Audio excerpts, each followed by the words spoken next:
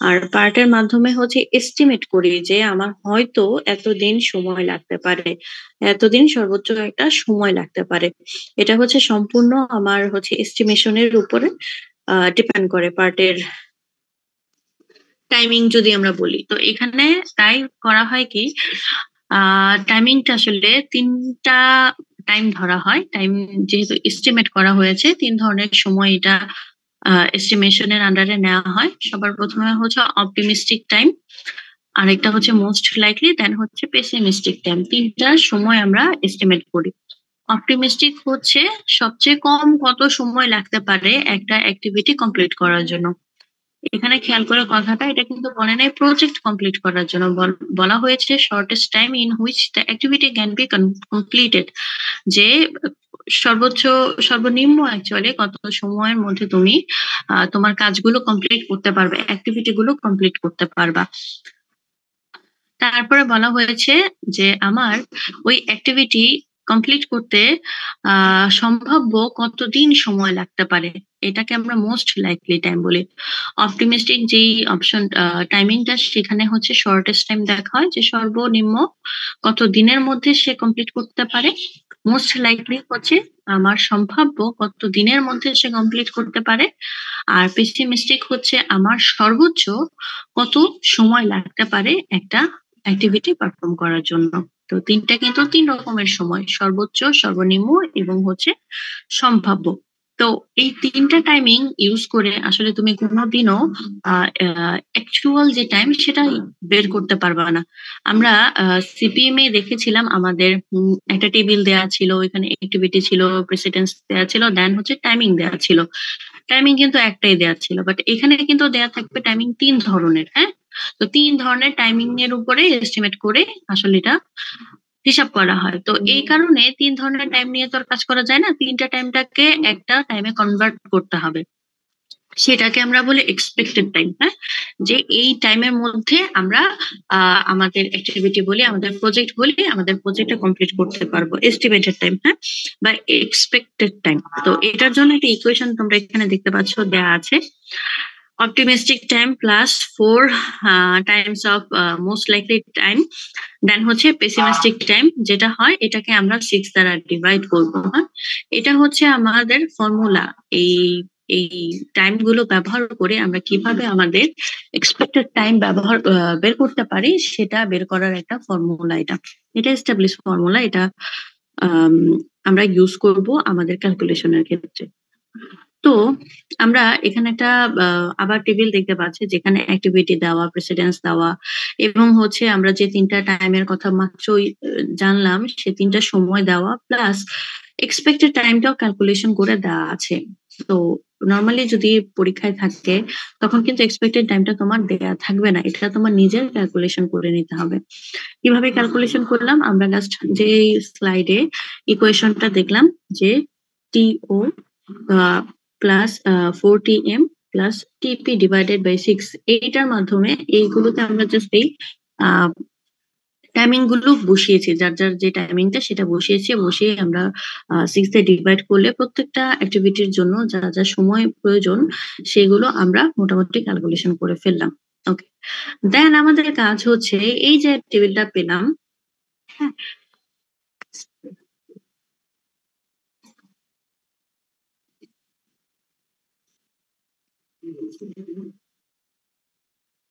এই টেবিলটা ব্যবহার করে আমরা কি করব, আমাদের নেটওয়ার্ক ডায়াগ্রাম ড্র করব। তো নেটওয়ার্ক ডায়াগ্রামটা ড্র করার সিস্টেম আমরা লাস্ট ক্লাসে যা শিখেছিলাম সেম ওই ওয়েতেই, যে এ কোত্থেকে আসলো, এ থেকে বি এবং হচ্ছে সি বের হইলো, সি থেকে ডি, তারপরে হচ্ছে বি আর ডি মিলে ই। এখানেও কিন্তু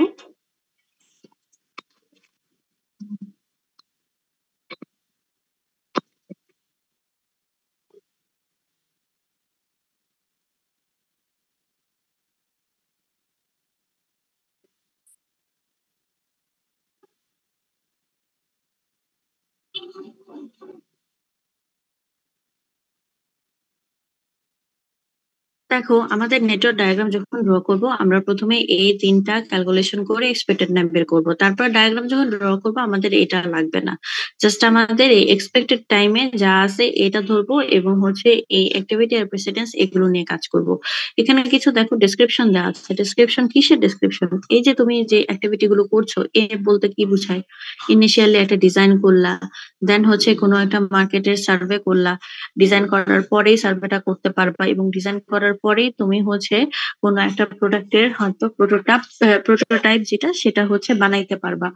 তো এইভাবে আসলে এই ABC বলতে কি বোঝায় বা কাজের ক্ষেত্রগুলো কি, সেইটা একটা ডেসক্রিপশন দেওয়া হয়েছে।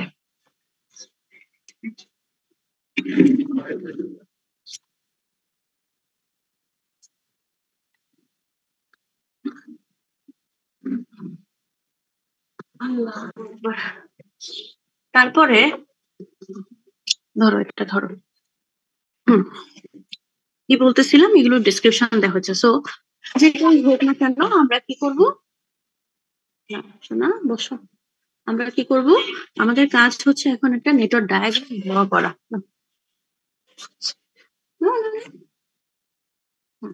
তো ডায়াগ্রামটা ড্র করতে গেলে এ তো আসলো আমার কিভাবে, যে প্রথম হচ্ছে এ শুরু করলাম আগের নিয়মেই। এ থেকে বি বের হইলো, এ থেকে সি বের হইলো, তারপরে সি থেকে ডি বের হইলো এবং হচ্ছে বলা হয়েছে বি আর হচ্ছে ডি এই দুইটা মিলে ই হবে। এটা কিন্তু একদম সিম্পল, দেখো, ইজিলি ড্র করা যাচ্ছে। ই হইলো, ই থেকে এফ হবে, এফ থেকে জি হবে, একদম সিম্পল। হ্যাঁ, এখানে কোনো আর ডামি ইউজ করা লাগেনি আমাদের। ওকে, যেটাই হোক আমাদের করা হইলো। করার পরে এখন কাজ হচ্ছে এইখান থেকে আমরা ক্রিটিক্যাল পাথ বের করবো। তো ক্রিটিক্যাল পাথ, এটা যেহেতু একদম সিম্পল একটা নেটওয়ার্ক ডায়াগ্রাম বুঝে যাইতেছে, আমরা দুইটা পথে যেতে পারি। ডিরেক্ট এই পথে যেতে পারি, অথবা এভাবে যে এভাবে যে এভাবে যেতে পারি।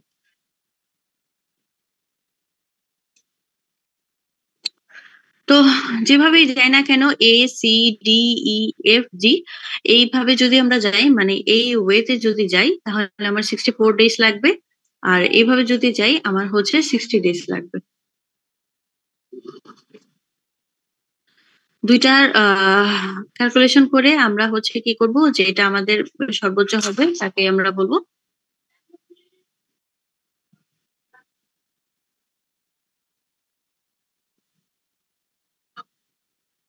আহ, একটু লাইনে থাকো সবাই। শোনা, আমরা শোনা, আমার কাছে আসো। আসো, আসো, আসো।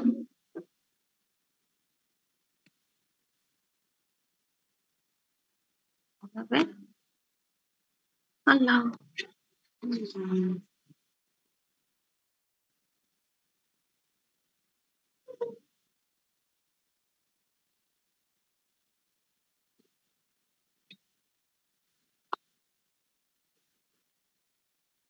ওকে, আমরা তাহলে কি করলাম, এখান থেকে ক্রিটিক্যাল পাথ অ্যানালাইসিস করে বের করে ফেলতে পারলাম।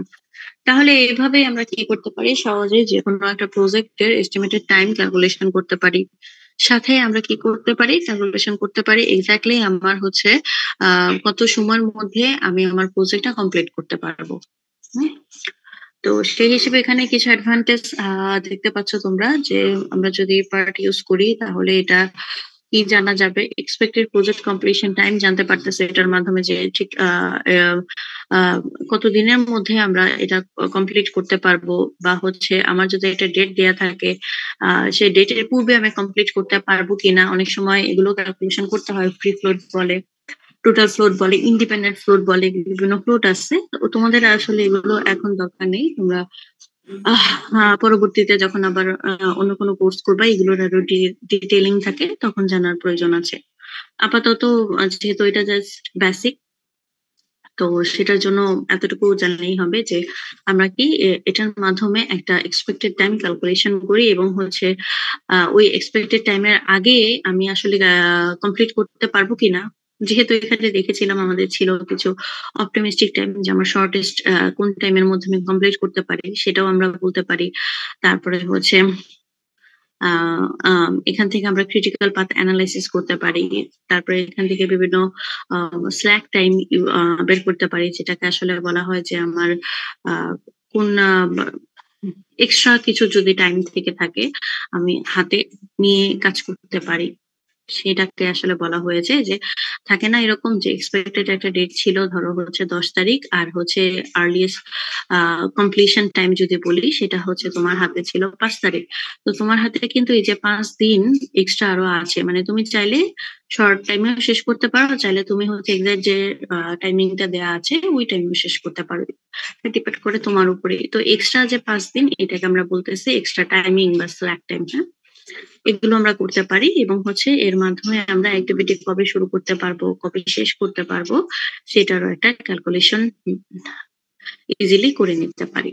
তো আমরা যদি পার্ট ইউজ করি তো এটার ক্ষেত্রে কিছু লিমিটেশনস আছে। লিমিটেশনটা কি হতে পারে? যাও, এদিকে আসো, এদিকে আসো, এদিকে যাও, এদিকে যাও।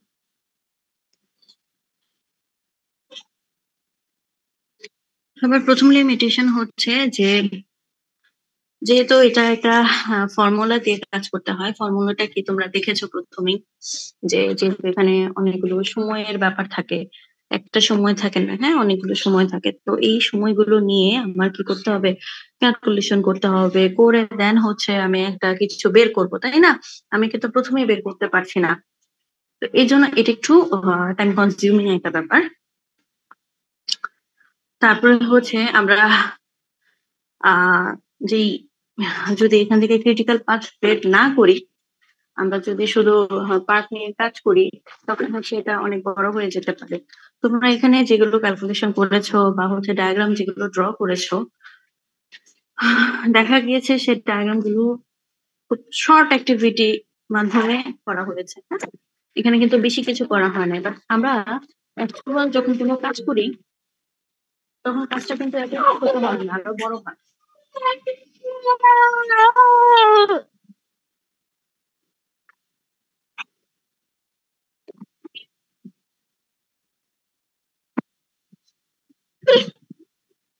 তো এই কারণেই বলা যে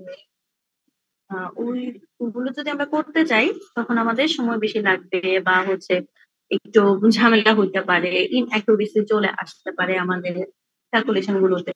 তো সবকিছুরই কিন্তু ভালো এবং মন্দ দিক আছে। তো পার্টের ক্ষেত্রেও আমার যেমন আমরা ভালো দিকগুলোও দেখবো, সাথে হচ্ছে মন্দ দিকগুলো আমাদের অ্যানালাইসিস করতে হবে।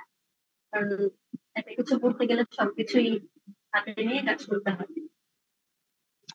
আচ্ছা, লিমিটেশনস গুলো এরকমই মোটামুটি। তারপরে মেইন যে টপিকটা যদি বলি, যা পড়লাম আমরা এই চ্যাপ্টারে, হুম, তো সেটার একটা ডিফারেন্স এখানে দেওয়া আছে। একটু একটা মিনিট আমরা যদি লাইনে থাকো।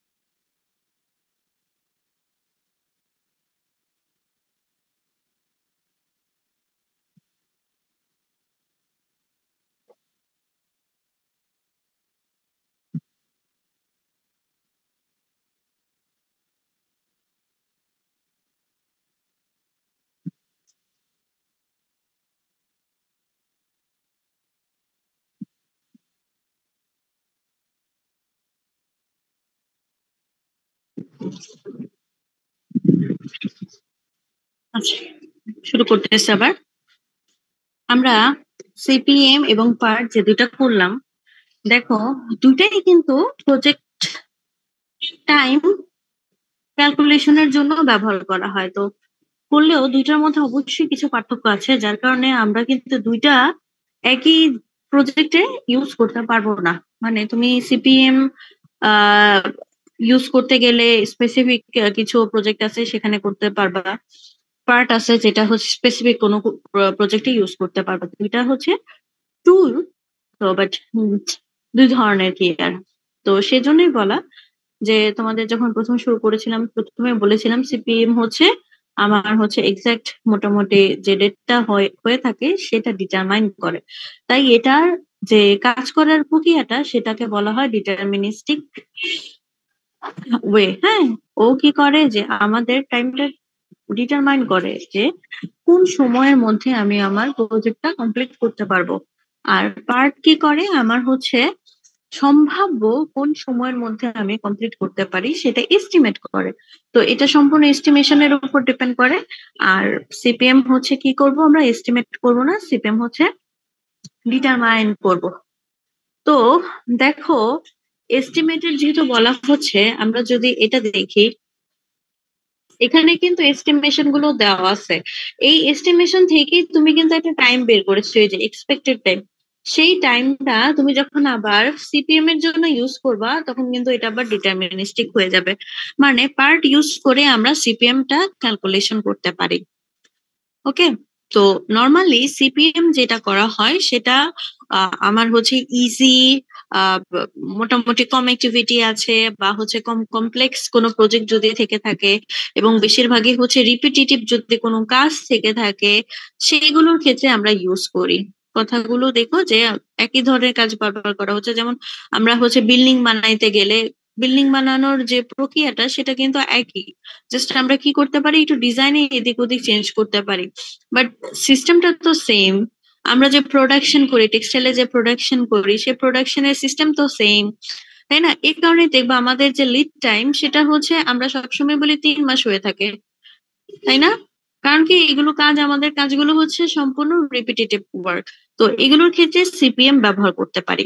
আর পার্ট আমরা ইউজ করি যেগুলো রিপিটিটিভ না, নতুন কোনো কাজ আসছে এবং হচ্ছে কঠিন একটু কাজ, ওইটা নিয়ে অ্যানালাইসিস করতে হবে, একটু রিসার্চ করতে হবে। তো এই কারণেই বলা হয় পার্ট যেটা সিস্টেমটা আছে এটা আমরা রিসার্চ এবং ডেভেলপমেন্ট টাইপের কাজের জন্য ব্যবহার করব। রিসার্চ এবং ডেভেলপ যে কাজগুলো করা হয় ডেভেলপমেন্ট টাইপের, সেগুলোর কিন্তু কোনো এক্সাক্ট ডেট থাকে না যে তুমি এটার মধ্যেই শেষ করবা। আমরা কি বলি আমার এক্সপেক্টেড একটা ডেট থাকবে, এই টাইমের মধ্যে আমরা শেষ করতে পারি। অনেক সময় প্রজেক্ট কমপ্লিট করতে অনেক সময় লাগতে পারে। আমরা আমাদের যখন কোনো একটা প্রজেক্ট দেয়া হয়, আহ, যদি অনেকেই তো অনেক প্রজেক্টের সাথে কাজ করে থাকো, তোমরা জানো 1 বছর 2 বছর একটা টাইম লাইন দেয়া থাকে, তাই না? তো তুমি সেই সেই সময়ের মধ্যেই কিন্তু কমপ্লিট করার চেষ্টা করো, তারপরেও মাঝে মাঝে হয়ে যায় না, কাজটা একটু কঠিন, র ম্যাটেরিয়াল বলো বা টেস্টিং করতে গিয়ে তোমার হচ্ছে সময় আরো বেশি লাগতেছে, তো তুমি বুঝতেছো আমি 2 বছর বা 1 বছর মধ্যে শেষ করতে পারবো না, আমার আরো সময় বাড়িয়ে নিতে হবে। তো তুমি তখন বাড়িয়ে নিতে পারো। তো সেই কারণে বলা, আল্লাহ আকবার, পার্ট যেটা আছে এটা হচ্ছে আর&ডি টাইপের আমরা যে কাজগুলো করতে পারি সেটার ক্ষেত্রে হইতে পারে। আর হচ্ছে সিপিএম হচ্ছে আমরা কি করব, আর&ডি টাইপের না, একই ধরনের কাজ যদি হয়ে থাকে সেই কাজগুলোর ক্ষেত্রে আমরা করতে পারি। তারপরে বলা হয়েছে এটা ইনক্লুড করে টাইম কস্ট ট্রেড অফ। এটা যেহেতু একটা সময় আমরা ইয়ে করি, ক্যালকুলেশন করি, তো এখানে আসলে ওটাও দেখা হয় যে আমি কস্ট ইফেক্টিভ ওয়েতে আমার কাজটা করতে পারতেছি কিনা। আর পার্টের ক্ষেত্রে টাইম ভেরিয়েবিলিটি থাকে, হ্যাঁ, কারণ হচ্ছে এখানে ফিক্স কোনো সময় থাকে না, এখানে হচ্ছে সময় ভেরিয়েবল। আর এখানে হচ্ছে সিপিএম এ আমার হচ্ছে টাইম আমার হচ্ছে ফিক্স থাকবে এবং হচ্ছে কস্টিং কত হবে সেটাও আমার ফিক্স থাকবে। তো এখানে আমাদের অবশ্যই কস্ট ইফেক্টিভ ওয়েতে কিভাবে কাজ করা যায় সেটা দেখবে। আর এখানে হচ্ছে কি আমাদের সময়ের মোটামুটি কোনো রেস্ট্রিকশন যে থাকবে ওরকম কথা না, আমাদের সময়টা ডিফার করবে কি আর। হ্যাঁ, এগুলো হচ্ছে আমাদের সিপিএম আর পার্টের বেসিক যেই ডিফারেন্স। এটা ইম্পর্টেন্ট একটা টপিক ছিল, তোমরা এই টপিকটা ভালো করে দেখার চেষ্টা করবে। তারপরে আমরা নতুন আরেকটা টপিকে যাচ্ছি, সেটা হচ্ছে ক্যাপিটাল বাজেটিং। আমাদের চ্যাপ্টারটা যখন শুরু করেছিলাম চ্যাপ্টারটা ছিল প্রজেক্ট ম্যানেজমেন্ট নিয়ে, এবং হচ্ছে তোমাদের বলেছিলাম যে এই চ্যাপ্টারে আমরা যখন একটা প্রজেক্ট শুরু করতে যাব আমাদের এটা টেস্ট করতে হয় যে এই প্রজেক্টটা আমার জন্য ফিজিবল হবে কিনা। দেখি একটু নামো তো। হ্যাঁ, আমার জন্য ফিজিবল হবে কিনা। তো ফিজিবল হবে কিনা সেটা টেস্ট করার জন্য আহ, অনেক কিছু দেখা হয়, তার মধ্যে একটা অংশ হচ্ছে ফাইন্যান্সিয়াল সিচুয়েশন ক্যালকুলেশন, যে ফাইন্যান্সিয়ালি তোমার এই প্রজেক্টটা ফিজিবল কিনা, তোমার জন্য প্রফিটেবল হবে কিনা, তুমি হচ্ছে এক্সিস্টিং যে রিসোর্স গুলো আছে সেগুলো দিয়ে তুমি তোমার প্রজেক্টটা রান করতে পারবা কিনা, না আউটসোর্সিং করতে হবে, ফান্ডিং আনতে হবে, তারপরে হচ্ছে লোন নিতে হবে। তো এই ব্যাপারগুলো কিন্তু তোমার প্রথম থেকেই অ্যানালাইসিস করতে হয়। তো এই অ্যানালাইসিস এর ব্যাপারগুলো আমরা হচ্ছে করি ক্যাপিটাল বাজেটিং এর মাধ্যমে। দেখো, ক্যাপিটাল বাজেটিং নাম থেকেই দেখা যাচ্ছে বাজেট করতে হবে কোনটা, ক্যাপিটাল কেয়ার। বাজেট মানেই হচ্ছে কি, আমার কোনো একটা জিনিসের কত সময় লাগবে এবং ওই সময়ের মধ্যে কি পরিমাণ টাকা খরচ করবো, একটা ফাইন্যান্সিয়াল ক্যালকুলেশন করা, এটাকে আমরা বলি বাজেটিং। আর ক্যাপিটাল যেহেতু বলা হয়েছে, ক্যাপিটাল মানে হচ্ছে আমি যে প্রজেক্ট নিয়ে কাজ করব, সেই প্রজেক্টের আমার যে ক্যাপিটাল ছিল সেই ক্যাপিটালকে প্রপারলি ইউটিলাইজ করা, প্রপারলি এমন জায়গায়, এমন এমন ফিল্ডে স্পেন্ড করা যেন হচ্ছে আমার সুন্দর মতো ওই টাকাটা আবার উঠে আসে। তো এই জন্যই বলা ক্যাপিটাল বাজেটিং, যদি আমরা বলি ডেফিনেশনটা যদি দেখি, এটা হচ্ছে কমপ্লিট প্রসেস। এটা কিন্তু একটা কমপ্লিট প্রসেস হবে কিসের, এই যে আমরা বিভিন্ন ইনভেস্টমেন্ট যদি করে থাকি বা হচ্ছে কাউকে ইনভাইট করি, সেই ইনভেস্টমেন্ট প্রপোজাল রেডি করতে হয়, যে তুমি আসলে ইনভেস্টর যে খুঁজতেছো, লোকজন তোমার এই প্রজেক্টে ইনভেস্ট করবে, টাকা পয়সা দিবে, নিশ্চয়ই তোমাকে ওরকম ভাবে লোকদের কনভিন্স করতে হবে যেন হচ্ছে তারা তোমার কাছে টাকা দিতে চায়। তুমি যদি ওদের কনভিন্স না করতে পারো, তুমি কিন্তু ইনভেস্টর পাবা না। তো এই জন্যই এই ক্যাপিটাল বাজেটিং এর শুরুই হয় আমি যে ইনভেস্টমেন্ট আহ খুঁজতেছি বা ইনভেস্টর খুঁজতেছি তাদের জন্য প্রপোজাল রেডি করা। তারপরে হচ্ছে টাকা পয়সা যেটাই তুমি তোমার প্রজেক্টে ইনভেস্ট করো না কেন, বা হচ্ছে যেটা বলি আমরা খাটাও না কেন,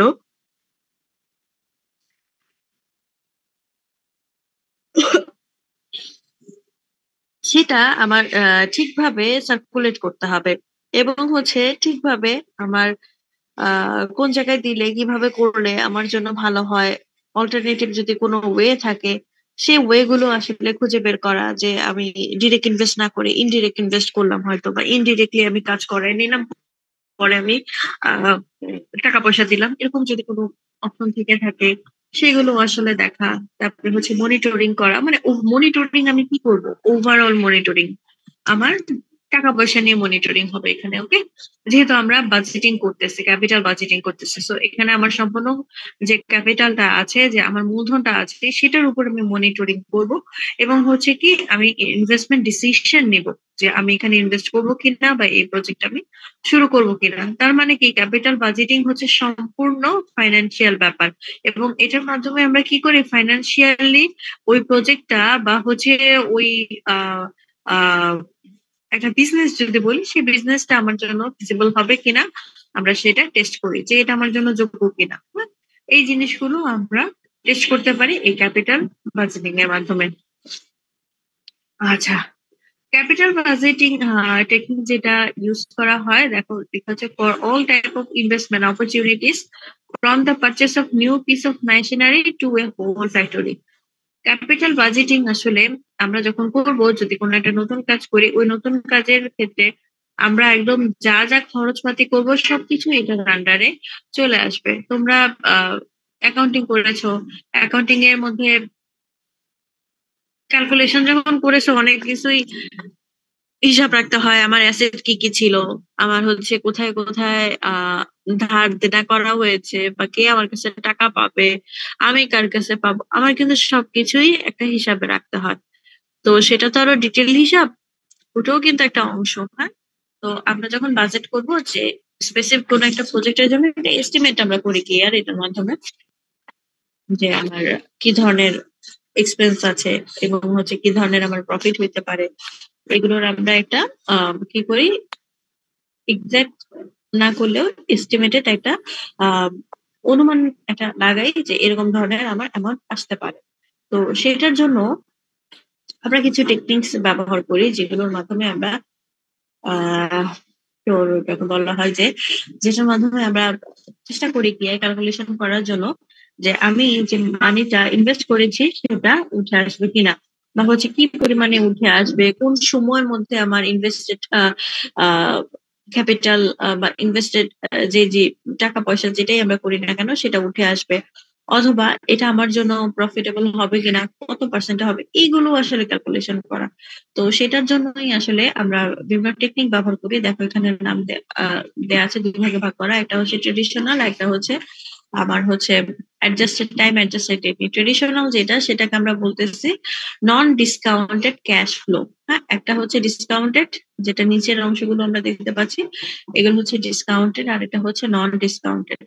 হ্যাঁ, মানে এখানে হচ্ছে নন ডিসকাউন্টেড কথাটা বলা হয়েছে এখানে যে এখানে কোনো পার্সেন্টেজ কোনো ইয়ে থাকবে না, মানে ওয়েভ থাকে না যে এত পার্সেন্ট হয়তো এটার সাথে টাকার সাথে অ্যাড হয় বা এত পার্সেন্ট রিডিউস হয়। মাঝে মাঝে ক্যালকুলেশন তোমরা যখন টাকা পয়সা ক্যালকুলেশন করো ট্যাক্স দিতে হয়, কিছু জায়গায় ট্যাক্স দিতে হয় না, এগুলোকে আমরা বলি যে এক্সট্রা কোনো জিনিস লাগানো কিনা।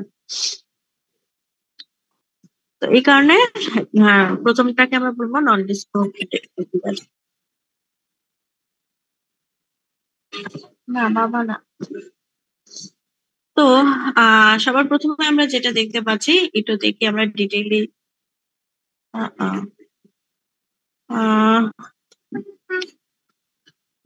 তোমাদের স্লাইডটা এটা না, একটু লাইনে থাকো। হ্যাঁ, ছিলাম।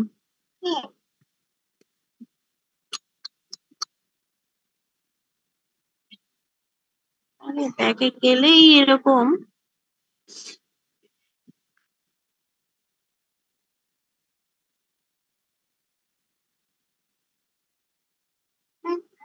মাম্মা,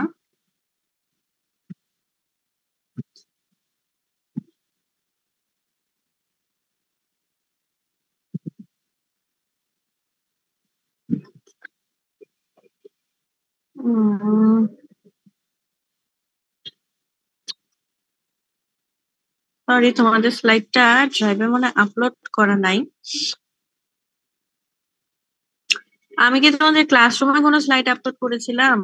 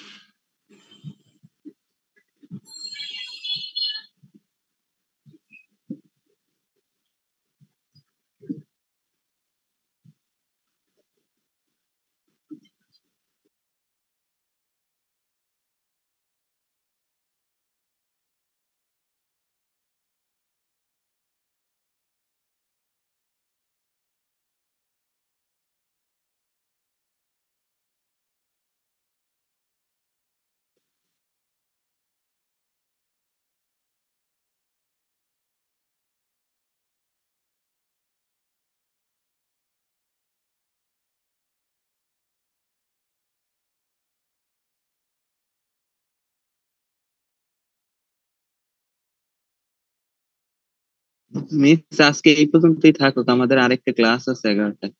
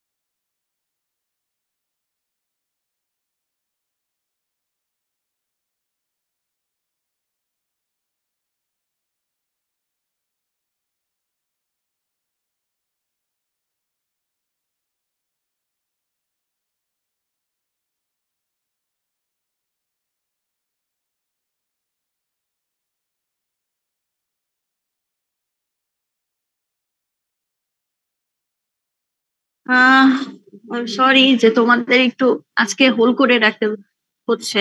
আমার একটু আর্জেন্ট একটা কাজ চলে আসছে, তো তোমাদের আর ক্লাসটা কন্টিনিউ করতে পারতেছি না। আর স্লাইডটা আমি আপলোড করে দিব না তোমাদের, এটা এডিটেড না, হ্যাঁ। আমি যেটা করেছিলাম সেটা আমার ল্যাপটপে রাখা। তো তোমাদের তো ফোনে ক্লাস নিচ্ছিলাম, তো ইনশাল্লাহ আমি তোমাদের ক্লাসরুমে আপলোড করে দিব না, নেক্সট আবার আরেকদিন সময় করে তোমাদের ক্লাসটা নিব ইনশাল্লাহ। আজকে এই পর্যন্ত আমি শেষ করে দিচ্ছি। কারো কোনো কোশ্চেন আছে এই পর্যন্ত? আজকে যা পড়ানো হয়েছে সেটা যদি বুঝতে না পারো কোশ্চেন করতে পারো। হ্যাঁ, আপনি একটু রেডি করেন। যদি তোমাদের কোনো জিজ্ঞাসা না থাকে আমি ক্লাসটা শেষ করে দিচ্ছি।